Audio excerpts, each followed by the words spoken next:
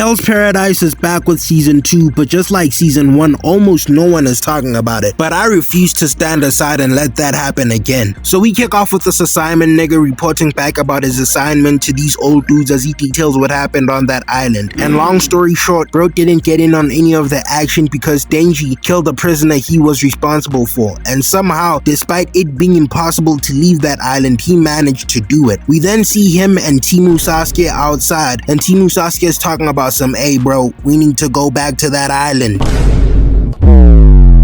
We? Now we going to war. What do you mean we? Nintendo? No, we? nigga, we as in us. Us? Are you talking about No, the movie? nigga, Please do me a favor, if you haven't already, subscribe and like the video. This time they'll be teamed up with the Iwagakure, Gabimaru's folks. While they're outside, this is when we see that they weren't fully transparent with the old niggas that they were chatting with, as we see that they came back with the head of one of the creatures on that island and they didn't inform them, as they didn't want them to know that the island is dangerous. Why don't they want them to know? Man, I'm just as confused as you are. Cut back to the island and the Tencent are on their freak shit as usual, so there isn't much going on for them. Back to the main cast. Sagiri and Shinobu are arguing about whether to abandon Gabimaru and escape the island as soon as possible. And speaking of Gabimaru, let's check in on him and see what's happening. Since the last time we saw him, he was moving like Drew Barrymore in 51st Dates as he lost his memory. So him, Heihachi, Anya, and Onion are headed to the Tencent castle. But that's when they cross paths with Bakugo, and for whatever reason, he chooses to start a fight, as he's gonna kick at Gabimaru. However, he manages to block that shit, and Mr. Hollow is gonna go on the offensive. Bakugo thinks he successfully countered Gabimaru just to see him with his legs wrapped around his neck. He's gonna snap his neck and start talking to Heihachi, assuming that everything is wrapped up. But little do they know, Bakugo's not a regular nigga anymore, as he heals and throws Gabimaru to the ground. He's gonna respond with a kick but get hit with that low-key treatment, but Gabimaru laughs that shit off, pulls up his mask and gets to kicking. He launches this pebble at Bakugo's head, but he manages to duck that. So Gabimaru uses that distraction to serve him 2 kicks to the brain. I just want to highlight that this nigga Gabimaru spun mid-air. This dude is just built different. He's a special breed. Gabimaru serves him 2 hits to the dome and pulls off an Uchiha type move, as he's gonna pull out Bakugo's only functional eye. He goes back in thinking he gained an advantage just for Bakugo to place his crusty soul on his face. But somehow, someway, Gabimaru manages to bite off Bakugo's tendon. Bakugo is gonna stand there and low-key give Gabimaru a compliment, stating that normal humans can't pull off shit like that. But Gabimaru was like, fuck all that talking, as he's gonna come into the frame, launch an attack at Bakugo's head, but he ducks out the way. They both go to attack, but their moves cancel each other out. Gabimaru goes for Bakugo's sternum, but he parries that shit. He follows it up with a left to the gut, but ended up not making contact. They go back and forth a bit, and Gabimaru finally manages to deal damage on Bakugo as he takes a bite out of his neck. And when I think about it, what Gabimaru is doing is gross as shit. He's making contact with dude with his mouth, and he doesn't know how clean he is. On top of that, he's got his blood on him. This dude has been eating the demon spawn that's on this island. This nigga Bakugo might be a breeding ground of a new HIV variant. So obviously Bakugo's gonna heal from that bite, stomp the ground, and start putting his mittens on him. And at this point, the scale started tipping in Bakugo's favor because Gabimaru's towel was all fucked up because of his memory loss. While occupied with Gabimaru, he's gonna order his brother to deal with the rest of the squad. But low-key, I shouldn't even be addressing dude's presence because Heihachi is gonna dog walk the fuck out of him.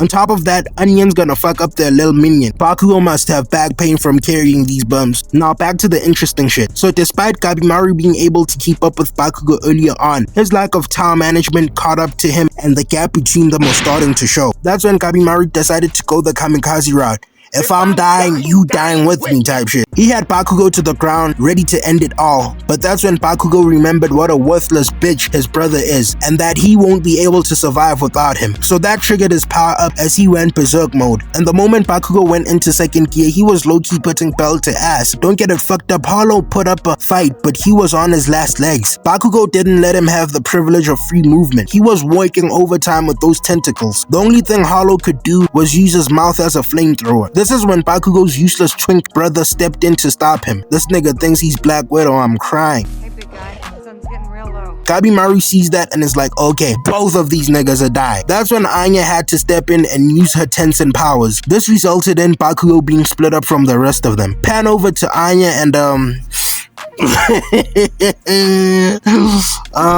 Chill. She's 1,000 years old. This is when Sagiri's group meets Gabimaru's and they proceed to inform each other on what they've seen. As they're trying to help Gabimaru, this is when Sagi realizes that Gabimaru is not himself. And once he noticed that she noticed that he's not himself, he went attack mode. Sagi tried to talk things through with him, but that didn't work. So she decided to get physical, and my nigga, what the fuck is going on? Why is she blushing and smiling? And what is...